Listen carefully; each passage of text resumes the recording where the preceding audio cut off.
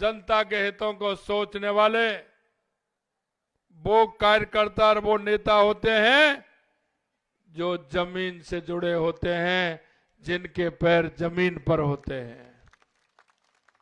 कांग्रेस ने हमेशा झूठे वायदे किए हैं, गरीबी हटाने का वायदा किया है, महिलाओं के उत्थान के लिए भी वायदा किया है, लेकिन मैं आपसे कहना चाहता हूं इस कांग्रेस की सरकार ने आज तक ऐसा कोई काम नहीं किया।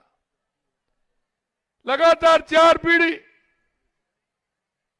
नानी जी ने भी वही वायदा किया था कि हम गरीबी हटाएंगे, पिताजी ने भी वही वायदा किया कि हम गरीबी हटाएंगे, बीच में और आ गए, उन्होंने भी कहा गरीबी हटाएंगे, सोनिया जी ने भी कहा कि हम गरीबी हटाएंगे, और राहुल जी भी यात्रा निकाल रहे हैं। अरे भाई ये बता दो भारत कहां से टूट रहा है, तुम भारत जोड़ रहे हो? आपने भारत तोड़ने का काम किया आजादी से पहले। इस कांग्रेस ने हमेशा इस देश को बिखराव की राजनीति पर डाला था। आतंकवाद को शरण देने वाले ये कांग्रेस के लोग, इन्होंने देश में भ्रष्टाचार को बढ़ावा दिया, आतंकवाद को बढ़ावा देने का काम किया था। इन्होंने गरीबी के नाम पर जनता को ठगने का काम किया था। मित्रों, हम आपसे कहना चाहते हैं, बताना चाहते हैं, हम जब भी राजनीतिक दल होने के नाते जनता के बीच में जब हमने वोट मांगा, हमने हमारी बातें रखी थी जनता के सामने, और हमने आपसे वायदे किए थे कि हम ये वायदे पूरे करेंगे।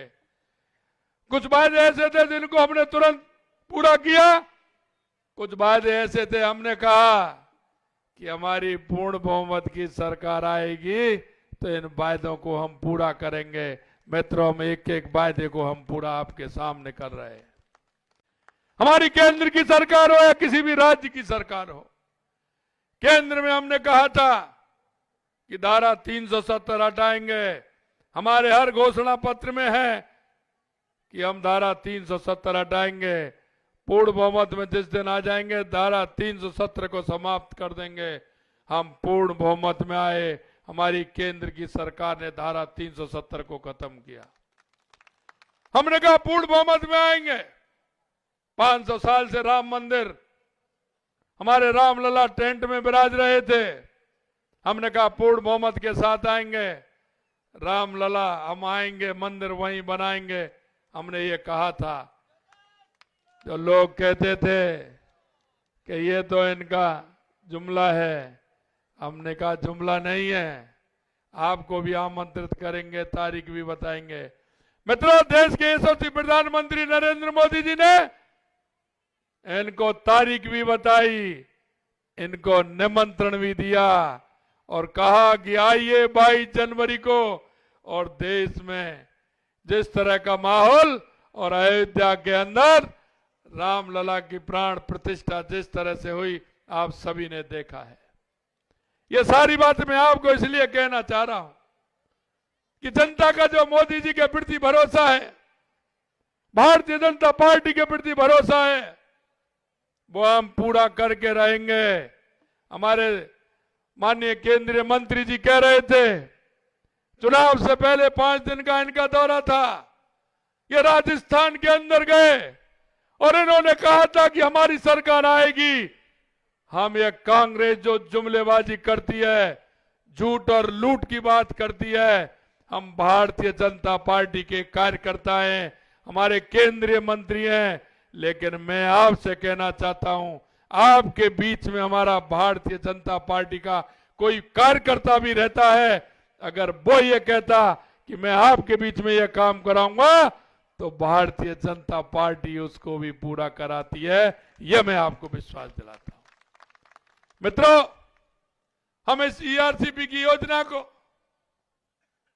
जो कांग्रेस ने लटकाने का भटकाने का काम किया था, मैं आपको बताना चाहता हूं, 2020-21 के बजट में इन्होंने घोषणा की थी, 21 और 22 के बजट में इन्होंने घोषणा की थी, 22 और 23 के बजट में इन्होंने घोषणा की थी। वर्ष 2021-22 में बजट पैरा 184 में इन्होंने घोषणा की थी कि ईआरसीपी को हम लागू करेंगे, ईआरसीपी को हम लेकर के आएंगे। इन्होंने वर्ष 2023 में पैरा 140 में कहा कि हम ईआरसीपी की योजना को पूरी करेंगे। इन्होंने यही नहीं 2023-24 में पैरा 107 में कहा कि हम ईआरसीपी की योजना को लाएंगे और उसको मूर्त रूप देंगे। मैं आपसे कहना चाहता हूं, राजस्थान में कांग्रेस की सरकार थी, मध्य प्रदेश के अंदर कांग्रेस की सरकार थी, यहां अशोक गहलोत मुख्यमंत्री थे, वहां कमलनाथ मंत्री थे। मैं कमलनाथ की भी चिट्ठी बताऊंगा आपको। कमलनाथ ने उल्टी चिट्ठी लिखी थी कि हम ईआरसी के पक्ष में नहीं है और ईआरसी को हम नहीं चाहते हैं। ये तो कांग्रेस के एक सरकार ने, यहां कांग्रेस की और वहां कांग्रेस की सरकार ने काम किया। गहलोत साहब की कोई बात उन्होंने नहीं मानी। केंद्र से माननीय गजेंद्र सिंह जी ने बार बार रिमांड कराया, पत्र लिखे, आप उन्होंने अधिकारियों को भी नहीं आने दिया और गहलोत साहब यह वायदा कर रहे हैं कि हम ईआरसीपी पूरी करेंगे। अरे मित्र तो ऐसे होते हैं। अरे हमारी बीजेपी की सरकार राजस्थान के अंदर आई, मध्य प्रदेश के अंदर हमारी बीजेपी की सरकार आई।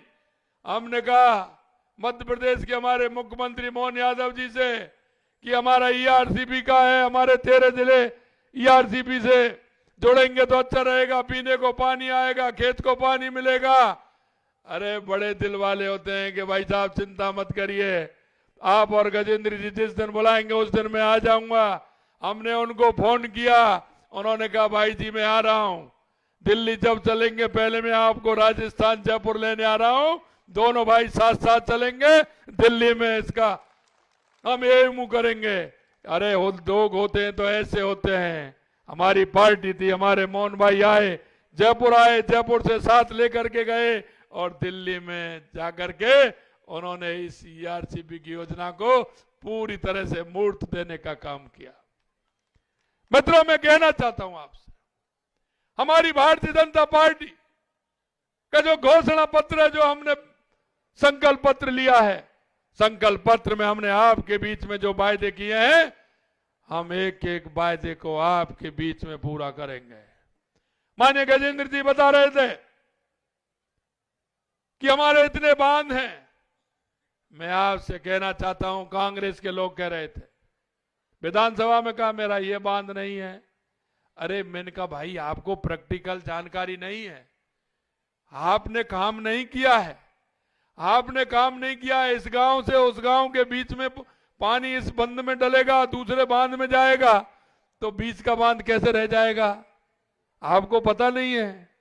जब पानी जाता है तो कोई ऊपर नीचे जाता है क्या, हवा में चलता है क्या? पानी तो जमीन पर चलता है। पानी जमीन में चलता है तो जब नीचा स्थान मिलता है, जो बांध होगा उसमें तो पानी जाएगा। लेकिन कौन समझाए इनको? क्योंकि इनको यही नहीं पता है कि पानी जाएगा तो कैसे जाएगा। मैं आपको बताना चाहता हूं 126 बांध हमने लिए हैं, लेकिन किसी भी गांव का कोई बांध होगा, कोई भी खाली नजर नहीं आएगा, पानी आएगा, हर एक बांध भरेगा। यह मैं आपको विश्वास दिलाता हूं।